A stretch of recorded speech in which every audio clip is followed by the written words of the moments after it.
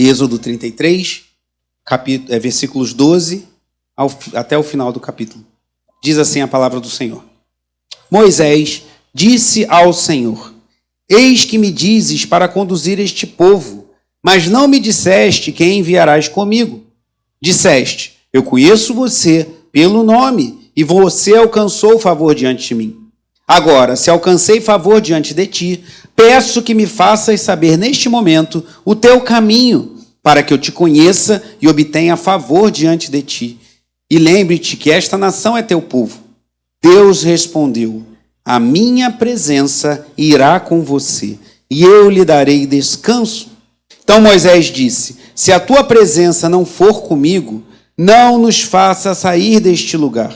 Pois como se poderá saber que alcançamos favor diante de ti, eu e o teu povo? Será que não é o fato de andares conosco, de maneira que somos separados, eu e o teu povo, de todos os povos da terra? O Senhor disse a Moisés: farei também isto que você falou, porque você alcançou favor diante de mim, e eu o conheço pelo nome. Então Moisés disse: peço que me mostres a tua glória. O Senhor respondeu: farei passar toda a minha bondade diante de você, e lhe proclamarei o nome do Senhor. Terei misericórdia de quem eu tiver misericórdia, e me compadecerei de quem eu me compadecer. E acrescentou: você não poderá ver a minha face, porque ninguém verá a minha face e viverá. Disse mais o Senhor: eis aqui um lugar perto de mim, onde você ficará sobre a rocha. Quando a minha glória passar, eu porei você numa fenda da rocha e o cobrirei com a mão, até que eu tenha passado. Depois, quando eu tirar a mão, você me verá pelas costas, mas a minha face ninguém verá. Oremos. Pai amado e bendito, te agradecemos pela rica oportunidade de estarmos aqui essa noite para te cultuar, para adorar ao Senhor. Te agradeço pela vida de cada irmão, de cada irmã, que às vezes em meio às lutas e dificuldades, às vezes até de saúde, temos irmãos passando por dificuldades, por viroses, por algum mal-estar, que o Senhor restaure a saúde desses. Mas te agradeço pela vida de cada um que está aqui essa noite para buscarmos a tua face. Fala ao teu povo, Senhor, fala aos nossos corações. Agrada-te de nós, em nome de Jesus. Amém. Os irmãos podem sentar. Pedir ajuda dos universitários. Como falei, dando sequência a uma série que já estou pregando há algumas semanas sobre meios de graça. O que são meios de graça? Basicamente, a palavra, oração e sacramentos. A palavra de Deus, a oração e os sacramentos, que para nós protestantes, batismo e ceia do Senhor. Ceia do Senhor participamos todo domingo, alternando manhã e noite. Hoje de manhã tivemos a ceia pela manhã, domingo que vem teremos a ceia no culto da noite. E quando temos 5 domingos no mês, passamos a fazer assim esse mês, nós no último domingo fazemos a ceia pela manhã e à noite, de forma tal que esse ano, de 2025, nós teremos a ceia sendo servido todos os domingos do ano. Alguns estudiosos entendem que a igreja participava da ceia nos seus primórdios, lá a igreja primitiva, em cada reunião, toda vez que se reunia, e muitos entendem que a igreja se reunia no dia do Senhor, no primeiro dia da semana, participavam da ceia. Então nós não ministramos em todo o culto, mas alternadamente fazemos a cada domingo. Então, ceia, batismo, que teremos agora dia 6 de setembro, se Deus permitir, palavra e oração. Então, eu preguei algumas mensagens falando sobre os meios de graça, falando sobre a palavra, falando sobre a meditação na palavra de Deus, sobre a importância não só de lermos, mas também estudarmos e meditarmos, meio como se você estivesse ruminando aquela palavra e deixando que ela adentrasse a sua alma. E uma mensagem que eu falei sobre 1 Tessalonicenses 2, Paulo fala que a palavra de Deus, ela gerou frutos na vida, né? Ele não usa exatamente esse termo, mas ela frutificou na vida dos tessalonicenses, e assim ainda é hoje. A palavra de Deus, ela é viva e eficaz, e ela age em nosso coração. Depois preguei algumas mensagens sobre oração, e nas próximas falarei sobre sacramentos, sobre batismo, santa ceia, e também sobre a reunião de adoração, a importância, como Deus ministra ao seu povo quando nos reunimos na sua presença. Mas o que são meios de graça? Como já mencionei anteriormente, BCW é o Breve Catecismo de Westminster, um documento que é base, por exemplo, da Igreja Presbiteriana do Brasil. Na pergunta 88, esse catecismo muito precioso, de ensinos muito valiosos lá da época dos puritanos, diz: os meios exteriores e ordinários pelos quais Cristo nos comunica as bênçãos da redenção são as suas ordenanças, especialmente a palavra, os sacramentos e a oração, os quais todos se tornam eficazes aos eleitos para a salvação. O que está falando? Mês de graça é simplesmente o que Deus determinou. Não foram os homens, não foram os puritanos, não foram os irmãos que escreveram o Catecismo de Westminster, não foi o bispo Walter, não foi o pastor A, B ou C, mas cremos que Deus determinou meios para que a igreja fosse abençoada. Como usei uma ilustração, é como se fosse uma mangueira de jardim, né? Eu, quando criança, às vezes regava lá na casa da minha avó paterna, e aí aquela mangueira conduz a água. O que rega, o que traz vida é a água que está dentro da mangueira. A mangueira é o meio. Então, a palavra, a oração e os sacramentos são meios que Deus usa para abençoar a sua própria igreja. E ele fala especialmente a palavra, porque a nossa oração deve ser moldada pela palavra de Deus. E os sacramentos nós o conhecemos por meio da palavra de Deus. Pode passar, Júlia. E essa frase eu vou citar novamente no final, pedir para a Júlia me ajudar a lembrar, de um pregador antigo, J.C. Ryle. Ele falou: separe uma parte de cada dia para ler e meditar alguma porção da palavra de Deus. O pão de ontem não alimentará o trabalhador de hoje, tampouco o pão de hoje nutrirá o trabalhador de amanhã. Recolha o seu maná a cada manhã, escolha a ocasião e a hora adequados. Não cochile ou se apresse enquanto lê. Dê à sua Bíblia o melhor e não o pior do seu tempo. Vou ler de novo essa frase. Dê à sua Bíblia o melhor e não o pior do seu tempo. Obrigado, Júlia. Ele cita aqui, J.C. Ryle, nessa menção, o maná no deserto. Mas como falei na mensagem anterior, eu queria voltar os olhos para uma outra ocasião, logo após o povo ter saído do Egito, ter atravessado o Mar Vermelho, e aqui eles chegam lá ao sopé do Monte Sinai, está aqui, Moisés sobe e fica 40 dias lá, em jejum total, recebendo a palavra de Deus, e o povo começa a reclamar, começa a murmurar, começa a pressionar Arão, e Arão pega as joias dele, funde, faz um bezerro de ouro, e eles começam a adorar e dançar e caem em imoralidade. E quando Moisés desce do monte, ele encontra aquela situação, ele quebra as tábuas da lei na sua ira, morrem 3.000 homens naquela ocasião, e Deus fala que poderia destruir a sua nação. Vimos isso pela manhã, Êxodo capítulo 32, mas Moisés intercede em favor do povo. Moisés, mesmo vendo aquilo tudo, ele intercede por aquele povo. E como vimos pela manhã, Arão fala: Moisés, você sabe que esse povo é propenso para o mal. Mas Moisés intercede por aquele povo, e Deus, já no início do capítulo 33, relembrando um pouco da mensagem anterior, ele fala que levaria o povo à terra prometida. Ele fala que livraria o povo dos seus inimigos, destruiria as nações lá de Canaã, e fala que eles entrariam numa terra onde mana leite e mel. Só notícias boas. Deus iria destruir os inimigos, Deus iria cumprir as suas promessas desde lá do tempo de Abraão, e eles iam adentrar aquela terra que mana leite e mel. Mas no meio dessas 3 notícias boas havia uma notícia terrível, pois aqui no capítulo 33, versículo 3, diz assim: eu não irei no meio de vocês, porque vocês são um povo teimoso, para que eu não os destrua no caminho. O povo fica triste, se entristece em Deus falar que não estaria no meio deles. E ainda nessa introdução, falando um pouquinho do que falei mais cedo, Moisés arma uma tenda fora do arraial, longe do arraial, e ele ia para lá para ter um encontro com Deus. Ele chama de tenda do encontro. Alguns que queriam buscar a Deus iam para aquela tenda também. E ali fala que Deus falava com Moisés. E o que vamos ver agora nessa mensagem é parte do que Deus falou com Moisés. Moisés ouviu de Deus que ele não estaria mais no meio do povo. Ele ia cumprir as promessas, ele ia levar o povo para a terra prometida, o povo ia ter bênçãos materiais, o povo ia ter terra, o povo ia ser abençoado, mas não teria a presença de Deus. Moisés arma a sua tenda longe, vai até lá, busca a face de Deus, e aí Deus fala com ele e Moisés fala com Deus. Então, o que veremos agora nessa noite são alguns episódios dessas orações de Moisés a Deus, que eu creio que podem nos nortear, e conectando com o que estamos falando sobre mês de graça, a importância de nós estarmos na presença de Deus, irmãos. Que ao orarmos diariamente, não só na igreja, mas na nossa casa, ao lermos a Bíblia diariamente, não só deixar aberta na sua mesa de jantar, no Salmo 91 ou no Salmo 23, mas ler a palavra de Deus diariamente, individualmente com a sua família, ao orarmos em casa, ao participarmos da vida da igreja, o Espírito Santo ministra aos nossos corações. E Moisés aqui, ao separar aquela tenda do encontro, ao falar, eu vou para aquele lugar buscar a face de Deus, Deus se manifestou a ele. E o que vemos aqui, a partir do versículo 12, é Moisés falando com o Senhor e Deus respondendo a ele. Então, eu queria primeiro falar de Moisés rogando a Deus que não fosse embora, que Deus ficasse com o povo, dos versículos 12 até o versículo 16. E depois Moisés faz um pedido ousado, que Deus revelasse a ele a sua glória. E por fim, já no início do 34, veremos Deus passando outras orientações preciosas a Moisés. Mas vamos aqui à primeira parte. Moisés roga a Deus, nesse contexto que vocês ouviram há pouco, o povo tinha pecado, Deus não ia conviver com o pecado do povo, falou que ficasse no meio do povo, ia destruir o povo. E aí Deus fala isso com ele, Moisés vai rogar pela presença de Deus. Versículo 12. Moisés disse ao Senhor, eis que me dizes para conduzir este povo, mas não me disseste quem enviarás comigo.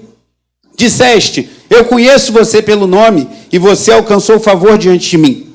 Agora preste atenção no versículo 13, nos pedidos, nas petições que Moisés faz a Deus. Agora, se alcancei favor diante de ti, peço que me faças saber neste momento o teu caminho. Primeira coisa que Moisés pede, o teu caminho, para que eu te conheça e obtenha favor diante de ti. Faz 3 pedidos. Senhor, que eu conheça o teu caminho, que eu te conheça e que eu obtenha favor diante de ti. E ele ainda fala, e lembra-te que essa nação é teu povo. Talvez Moisés tenha ficado com medo de Deus querer destruir aquele povo de novo. Então Moisés faz 3 pedidos a Deus. Talvez você já tenha vivido experiências assim, que você tenha algo a apresentar ao Senhor e você fala a Deus. E qual vai ser a resposta de Deus a Moisés? Olha o que diz o versículo 14. Deus respondeu, a minha presença irá com você e eu lhe darei descanso. Você pode ler comigo em voz alta o versículo 14?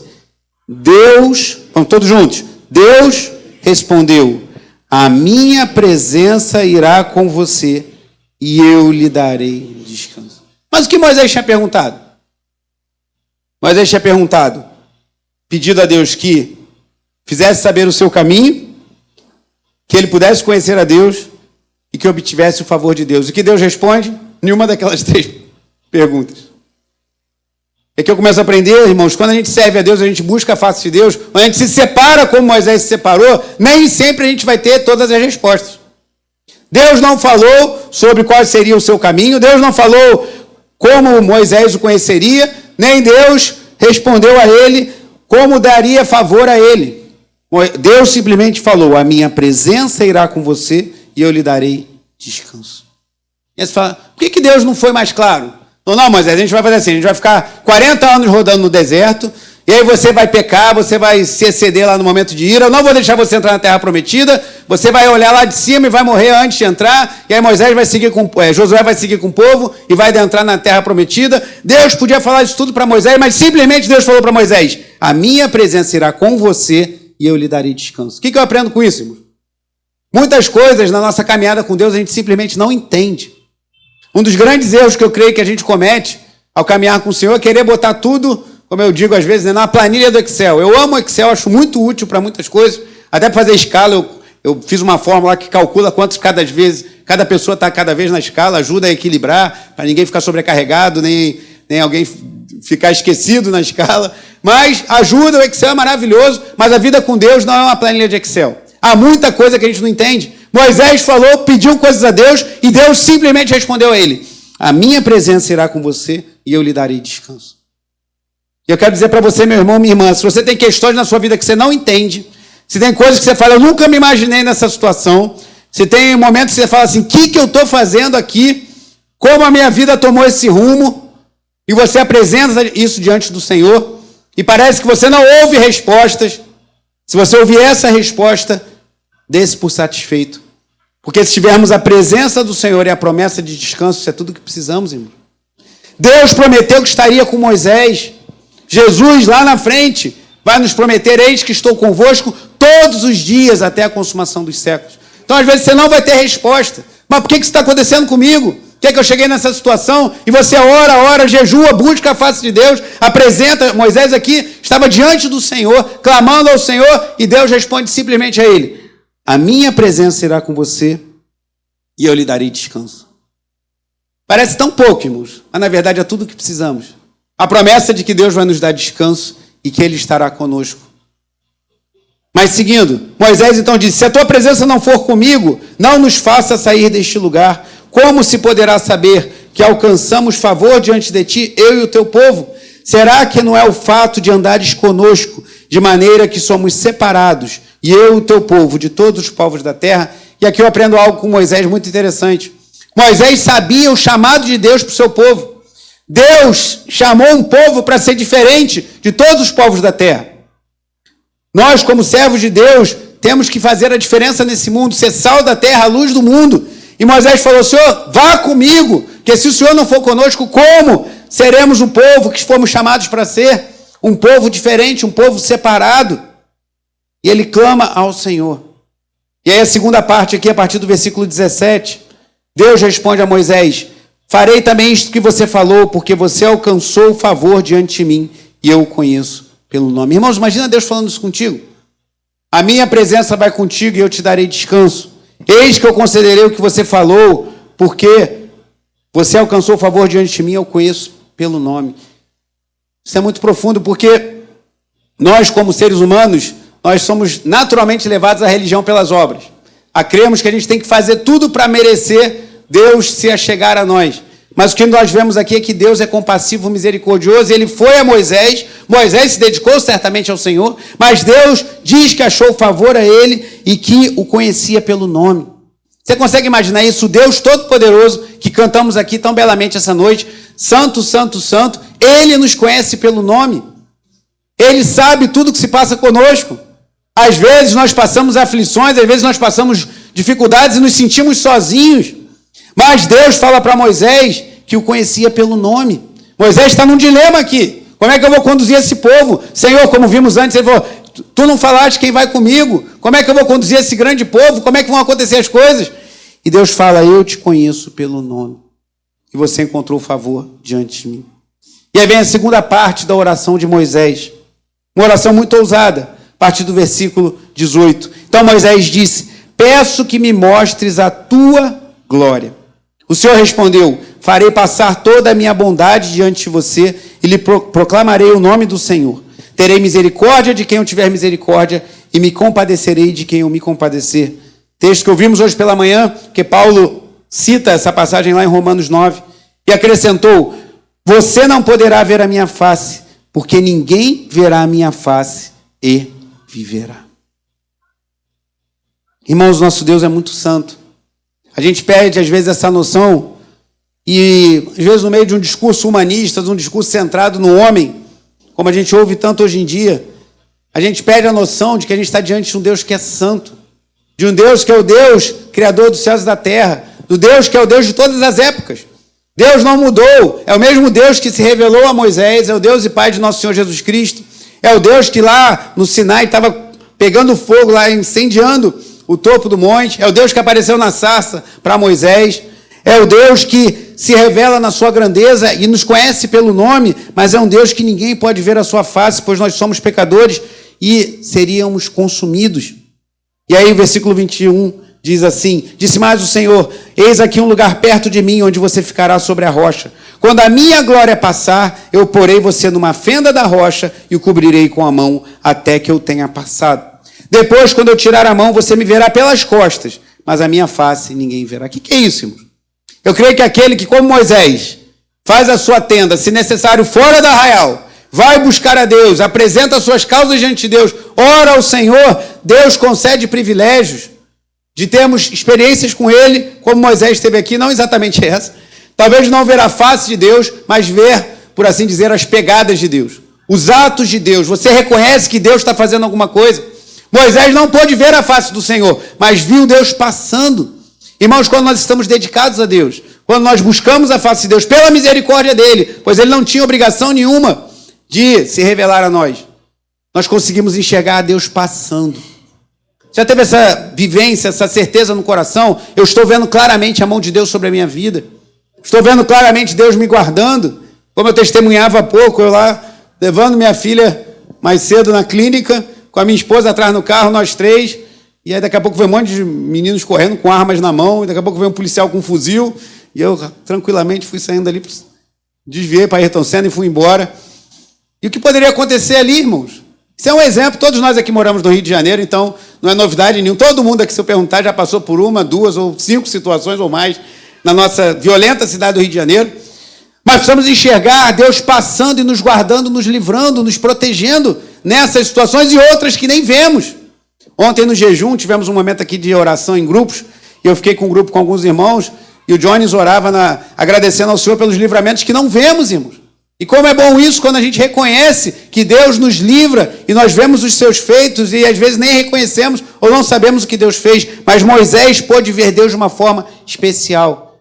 Mas antes ele fez a tenda, ele separou um espaço, saiu do arraial, ia lá para a tenda, entrava na presença de Deus, Deus se revelava a ele e ele teve essa intimidade com Deus a ponto de falar, deixe-me ver a sua glória.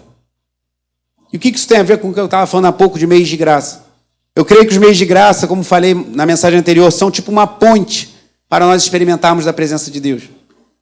A vida de oração, o jejum, temos falado da importância da igreja resgatar a prática do jejum.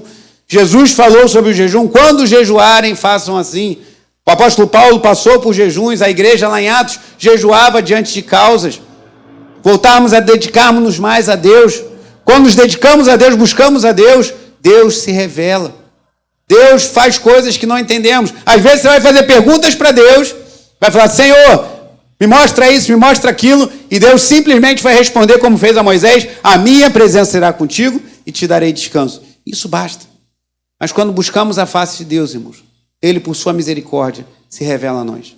E os meios de graça simplesmente falam sobre isso. Dedique-se à oração, dedique-se à palavra de Deus, leia a palavra de Deus, beba dessas águas puras que encontramos na palavra de Deus, encha a sua alma, medite na palavra de Deus, ela dá sabedoria aos simples, como diz Davi no Salmo 19, ela dá entendimento, ela é lâmpada para os nossos caminhos, ela é luz para nós, como diz o Salmo 119, a palavra de Deus ela é rica, ela é poderosa, ela é eficaz.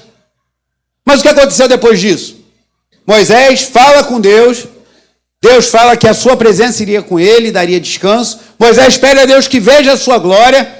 Deus não se revela completamente, porque Moisés não resistiria, mas mostra uma parte, ele passando. E agora o que acontecerá no capítulo 34, a terceira e última parte do que eu quero compartilhar com os irmãos nessa noite. Versículo 1. Então o Senhor disse a Moisés, corte 2 tábuas de pedra, como as primeiras, e eu escreverei nelas as mesmas palavras que estavam nas primeiras tábuas que você quebrou. Deus, ele não deixa de destacar que Moisés cometeu um erro, mas Deus estava corrigindo na sua ira. Cuidado com momentos de ira, irmãos. Tem um versículo que eu gosto muito, que é Tiago 1,19, que diz, sejamos prontos para ouvir, sejamos prontos para ouvir, tardios para falar e tardios para se irar. Aí no versículo 20 de Tiago 1 fala, porque a ira do homem não produz a justiça de Deus. Cuidado com a ira. Ou como Deus falou a Jonas, Deus falou muito sobre meu coração na época da minha conversão, quando Deus falou a Jonas lá no final do livro de Jonas, é razoável essa tua ira? Você fica nervoso, irado, e aí Deus fala para Jonas, é razoável essa tua ira? Jonas, porque uma planta morreu, você está tão nervoso? Então cuidado com os momentos de ira. Na sua ira justa, porque Moisés estava revoltado do povo ter se entregado tão rapidamente à idolatria, ele quebrou as tábuas, e Deus lembra isso dele. Mas Deus, na sua misericórdia, entrega novas tábuas para Moisés. Versículo 2, do capítulo 34, e prepare-se para amanhã, para que você suba pela manhã o monte Sinai, e se apresente ali diante de mim no alto do monte. Ninguém deverá subir com você, ninguém deverá aparecer em todo o monte, nem ainda ovelhas nem gado, devem ser apacentados diante dele. Então Moisés cortou 2 tábuas de pedra, como as primeiras, e levantando-se de madrugada, subiu o monte Sinai, como o Senhor lhe havia ordenado, levando nas mãos as 2 tábuas de pedra. O Senhor desceu na nuvem, esteve ali junto de Moisés e proclamou o nome do Senhor. O Senhor passou diante de Moisés e proclamou. Olha que a Bíblia fala que foi proclamado diante de Moisés. O Senhor Deus compassivo e bondoso, tardio em irar-se, e grande em misericórdia e fidelidade, que guarda a misericórdia em 1000 gerações, que perdoa a maldade, a transgressão e o pecado, ainda que não inocente o culpado, e visita a iniquidade dos pais nos filhos, e nos filhos dos filhos, até a 3ª e 4ª geração. Uma observação, isso aqui não dá base para a conhecida maldição hereditária, que diz que mesmo que você tenha se rendido a Cristo, você tem que fazer uns trabalhos extras aí, tem que fazer alguma coisa para quebrar maldições na sua vida. Nós não cremos nisso. Cremos que o que a Bíblia está ensinando é que os atos dos pais vão ter consequências na vida dos filhos. Mas se você quiser confirmar o que eu estou falando, leia depois Ezequiel capítulo 18, que fala que se o filho for justo e o pai for ladrão, o pai vai morrer e o filho vai ficar vivo. E se o filho for ladrão e o pai for justo, o filho vai morrer pelo seu pecado e o pai não. Ezequiel capítulo 18. O que está dizendo aqui é que nós, como pais, precisamos ter responsabilidade, pois as nossas ações implicarão consequências na vida dos nossos filhos. Mas não tem nada a ver com esse conceito de maldição hereditária, que você se rende a Cristo e tem que... É a obra de Cristo e mais algumas coisas para você se livrar de maldições do passado. Essa doutrina não é bíblica, nós não confessamos e nem é uma questão de opinião. Está errado mesmo. Há uma influência, mas nós nos rendendo a Cristo verdadeiramente, toda a maldição é quebrada. Não precisamos de nada além da obra de Cristo que nós recebemos pela fé. Claro que é inteligente, você é sábio, você olhar para a sua família e ver tendências, mas isso tem nada a ver com maldição. As maldições foram cravadas na cruz. Tem a ver com criação, tem a ver com educação, tem a ver com você ver e tomar cuidado, ter sabedoria para não repetir padrões na sua casa, na sua família, no seu casamento, que seus pais fizeram. Isso é muito comum. Eu e minha esposa, às vezes, tem as nossas DRs lá, e a gente... mas a sua família é assim, a sua família é assada. Eu não vou falar nada que as duas famílias são aqui da igreja, deixa quieto. Mas a gente reconhece, né? Não vou arrumar problemas. Né? E a minha esposa está lá com a Raquel, mas deve estar ouvindo o culto, então deixa quieto. Mas é sábio você reconhecer as tendências, né? Tem uma irmã da igreja, não vou falar que é a Nathalie não, mas eu já falei, que fala que a Raquel é a pequena Marilúcia.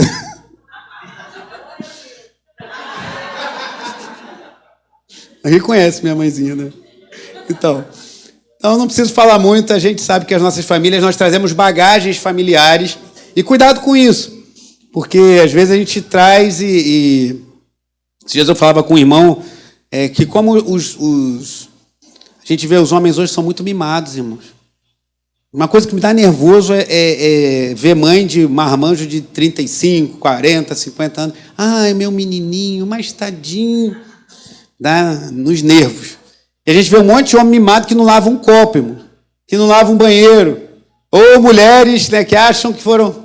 Às vezes eu brinco com a minha amada esposa, eu falo para ela, você tinha vocação para ser rica, só casou errado. Mas ela trabalha, ela se esforça, tá? Não estou falando que ela não faça isso, não, mas assim, eu brinco com ela falando isso. Mas a mulher que trabalha, né? Até no retiro, acho que foi o Valquí que falou comigo, meu Deus, a Tati não para. Eu falei, com 3 filhos, irmão, não dá para parar, não. Enquanto está fazendo a vitamina de um, vai trocar a fralda do outro, que não sei o quê. Né? A coisa lá em casa começa cedo, é bem intensa, mas glória a Deus por isso. Irmão. Prefiro ter essa vida agitada com meus bonequinhos lá. Mas muitos hoje são mimados e trazem uma bagagem negativa da família que fica querendo preservar o menininho. Bote seu filho para trabalhar dentro de casa. Né? E as avós são uma bênção, irmão. Mas cuidado com as avós. Né? Ontem o Daniel estava com um caderninho do tamanho de um celular aqui. Ó. Aí eu não vou dizer qual é a avó, não, mas...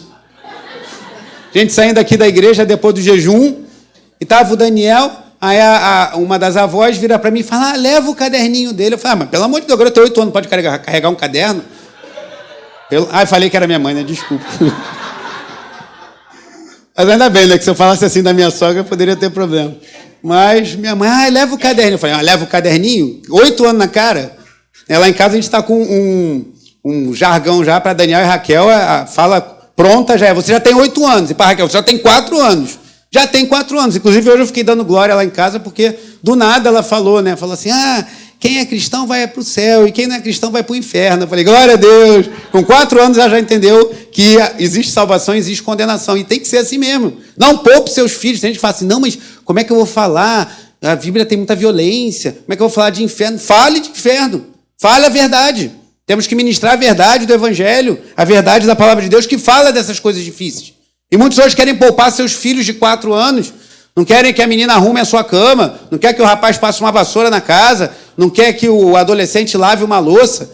Isso não é bom, irmão. Você está mimando. Aí quando casa, acha que não tem uma esposa, mas uma segunda mãe. Nenhuma mulher quer ter um filho marmanjo em casa, quer ter um marido. Amém, mulheres? Amém. Então, fica o recado. Mas, para não dizer que fui injusto, nenhum marido quer ter perdão da expressão, uma dondoca dentro de casa, que é uma mulher que também, né, chegue junto, faça as coisas. Amém? Então, amém? Os homens foram mais modestos, mas falaram amém, né? Então, irmãs, vamos cuidar das coisas, né? Vamos botar as coisas na geladeira para tirar, vamos manter a casa em ordem, é tão bom, né? Vai agradar o seu marido, faça aquilo que ele gosta. A gente sabe que os casais têm diferença, mas faça, né, aquilo que agrade o seu marido, isso é bom. Mas isso tem nada a ver com maldição hereditária, irmãos. Essa doutrina esquisita que pregam por aí, que você tem que se converter a Cristo e fazer mais alguma coisa para quebrar as maldições. Todas as maldições foram quebradas na cruz. Quando a gente, pela fé, se apropria da obra de Cristo e crê que Ele é nosso Senhor e Salvador e nos arrependemos dos nossos pecados, estamos livres de toda a maldição. Ah, mas não, é assim. Tem coisa que a gente negocia e fala, não, isso aí tem opiniões divergentes, mas tem coisa que não tem opinião divergente. A Bíblia é clara. O que ele está falando aqui é que as consequências dos atos dos pais vão reverberar na vida dos filhos. Mas, como falei, se você tem dúvidas sobre isso, leia Ezequiel capítulo 18 e outros textos do Antigo ou do Novo Testamento que deixam esse ensino bem claro. Mas qual vai ser a reação de Moisés? Moisés montou a tenda fora do arraial. Moisés falou com Deus. Deus prometeu a ele presença e descanso. Se de tudo que eu falei aqui, além de você guardar, que eu tenho certeza que vai guardar, que o marido espera que a esposa cuide da casa e a esposa espera ter casado com um homem, não com um garotinho de 12 anos, de tudo que eu falei, além disso que eu sei que você vai guardar, guarde que Deus falou isso para Moisés, de presença e descanso. Isso que a gente mais precisa nessa vida, irmãos. A certeza da presença de Deus e do descanso que somente Ele pode dar às nossas almas. Lembra que Jesus falou, vinde a mim, vós que estáis cansados e sobrecarregados. Porque Ele é o Senhor encarnado, Ele é o Deus vivo e Ele traz descanso para as nossas almas. Mas Moisés pediu para ver a glória de Deus. Deus falou, você vai ver em parte. E agora o Senhor fala das tábuas e Deus se revela como um Deus compassivo, bondoso, tardio em irar-se, grande em misericórdia e fidelidade, que guarda misericórdia em 1000 gerações, e tudo que nós lemos até agora. Qual vai ser a reação de Moisés? Versículo 8. Esse númerozinho é muito pequeno, vou ter que comprar outra Bíblia, ou então comprar um óculos. Versículo 8.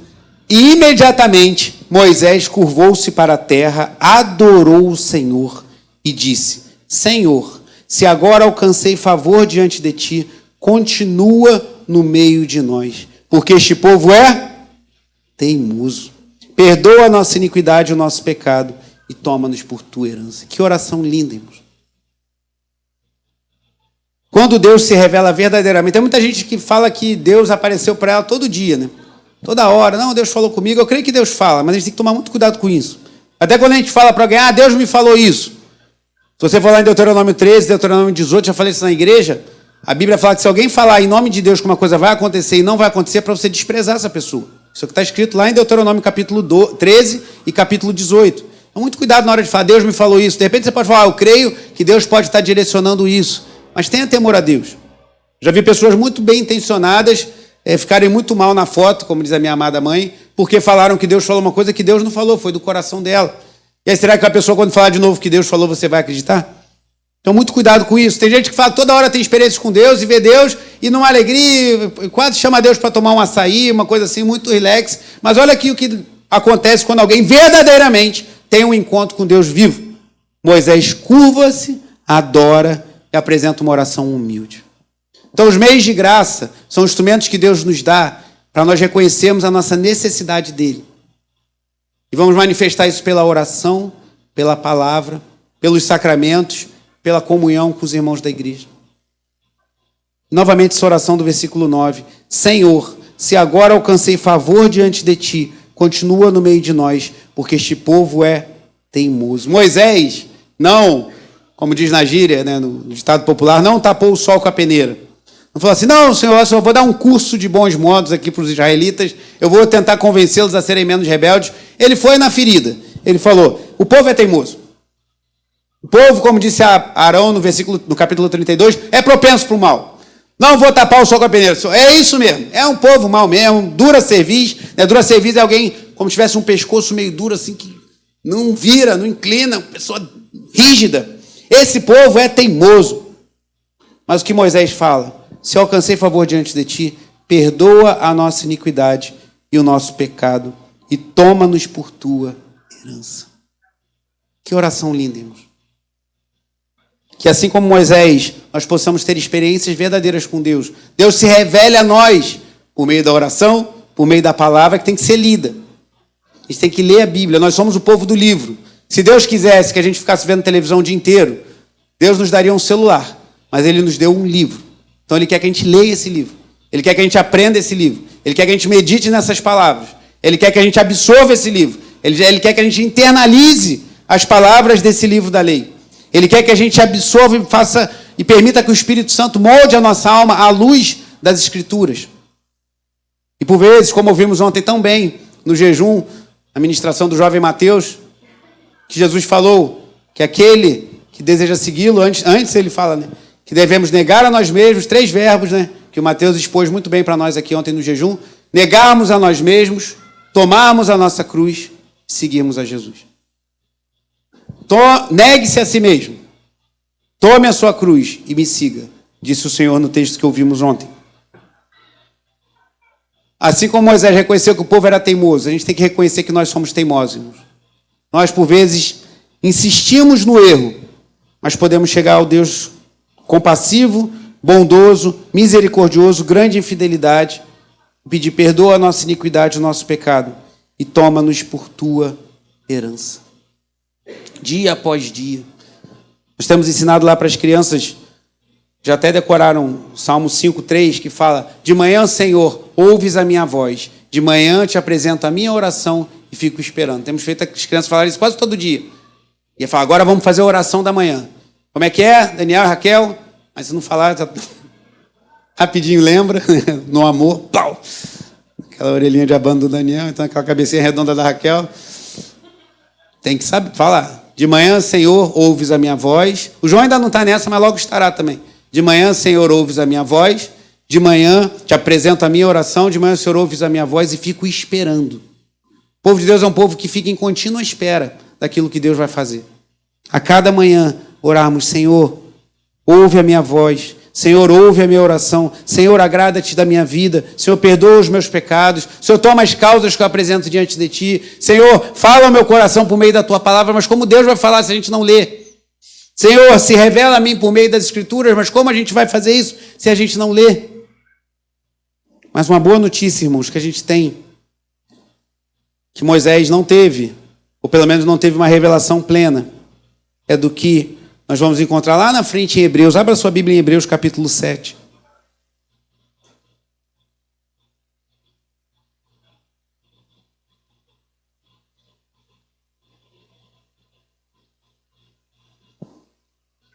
Abra no capítulo 7 de Hebreus e olhe para mim, por gentileza.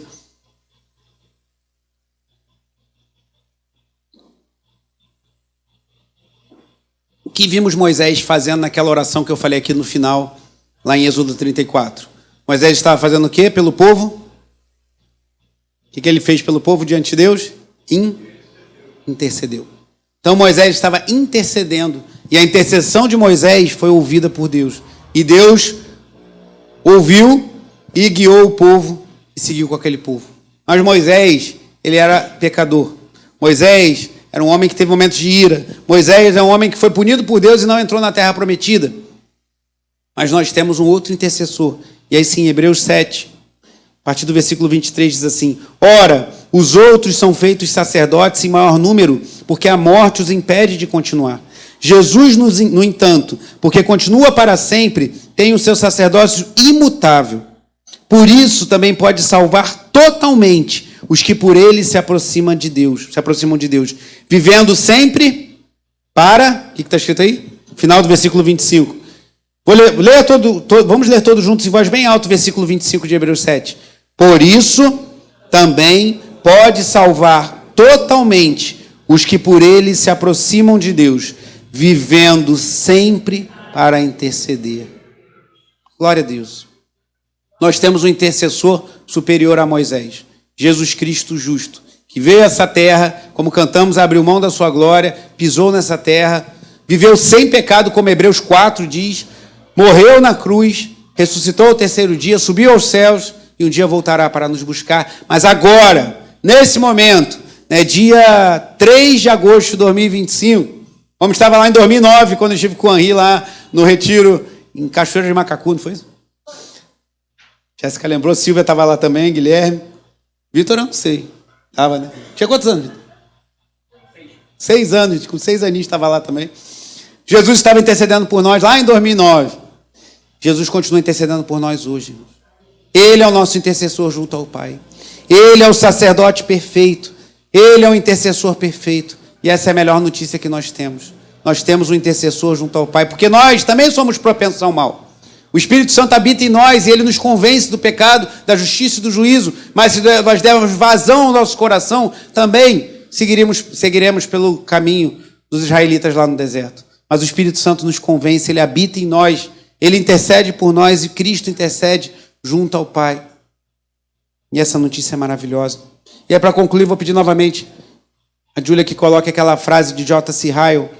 E à luz do que nós ouvimos essa noite, Moisés construiu a tenda, Moisés foi para fora do arraial, Moisés buscou a face de Deus, e aí pôde falar com Deus e ouvir de Deus de uma forma muito profunda, como vimos essa noite. Se rendeu em adoração quando Deus se revelou a ele, intercedeu pelo povo. E aí, com isso em mente, eu vou ler novamente. Separe uma parte de cada dia, diz J.C. Ryle, para ler e meditar alguma porção da palavra de Deus. O pão de ontem não alimentará o trabalhador de hoje. Tampouco o pão de hoje nutrirá o trabalhador de amanhã. Isso é tão simples, né, irmão? É só você pensar se você comeu hoje. Se você não tiver, se você comeu, tudo bem. Mas então não coma amanhã, você vai ficar com fome. A comida de hoje não alimenta você para amanhã. A comida de ontem não te alimentou hoje. Precisamos do pão de cada dia. Do pão nosso de cada dia dá-nos hoje, não só o pão físico, mas o pão espiritual que vem pela leitura e meditação nas Escrituras. Recolha o seu maná a cada manhã.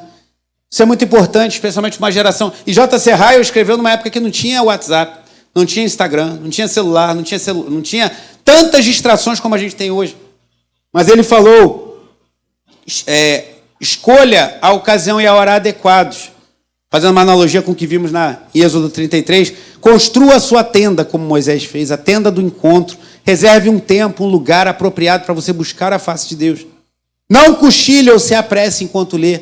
Dê à sua Bíblia o melhor e não o pior de seu tempo. Ah, irmãos, como isso tem poder de transformar as nossas vidas. Como você vê pessoas que não têm formações, grandes formações intelectuais, que às vezes são pessoas simples, pessoas que às vezes aprenderam a ler a Bíblia, aprenderam a ler lendo a Bíblia, e às vezes são tão firmes, tão cientes do seu papel em Deus, do que Deus tem feito por elas, tão vivas diante do Senhor, porque simplesmente se dedicam à oração, à palavra e à comunhão dos santos. Como isso tem poder de transformar e nutrir as nossas vidas. Mas escolha o melhor. Eu também luto com isso, irmãos. Afinal, com 3 crianças, a madrugada acordando com Raquel com febre e administrando, a nossa vida é um pouco intensa. Então é uma luta para todos nós. Não há mestres nesse assunto, somente aprendizes. Somos todos aprendizes. Mas eu preciso montar a minha tenda para ter o meu encontro com Deus. Você precisa montar a sua tenda para ter um encontro com Deus. O que você pode tirar da sua vida? O que você pode cortar? O que você pode eliminar? O que está te distraindo de ter momentos com a palavra de Deus e com oração? Talvez para fazer isso você vá abrir mão até de recursos, de ganhos. Não fala ninguém para parar de trabalhar não, mas às vezes você vai ter que abrir mão de um recurso para poder se dedicar mais às coisas de Deus. Talvez você vá abrir mão de algum lazer, como falou bem o Mateus ontem no jejum. Não tem como seguir a Cristo sem uma medida de sacrifício. Não tem como servir o ministério sem uma boa medida de sacrifício. Precisamos nos sacrificar, escolher, dar ao Senhor o melhor do nosso dia, o melhor da nossa mente, o melhor do nosso coração. Se vai ser de madrugada, se vai ser de manhã cedo, se vai ser à tarde, se vai ser à noite, cada um tem que avaliar a sua própria vida. Mas eu quero fazer essa avaliação nessa noite. Quero falar, Senhor, no que eu posso fazer para me doar melhor ao Senhor? Se tem 2 coisas que eu me arrependo nessa vida, 3. Eu gostaria de ter orado mais, ter lido mais a Bíblia e ter evangelizado mais. Eu nunca estou satisfeito com isso. Sempre me sinto nanico na oração, na palavra e na evangelização. Espero que você sinta o mesmo encargo. Precisamos orar mais, precisamos ler mais a palavra e precisamos anunciar mais o Evangelho. Mas para isso a gente tem que tomar atitudes, prioridades, armar a tenda e ir lá para fora do arraial e falar, Senhor, eu quero ter um encontro contigo. Senhor, eu quero que o Senhor fale comigo como tu falaste a Moisés. E Deus fala, especialmente por meio da sua palavra. E e ter a certeza que temos um intercessor junto ao Pai, Jesus Cristo, o justo. Vamos orar. Se você desejar, fique de pé.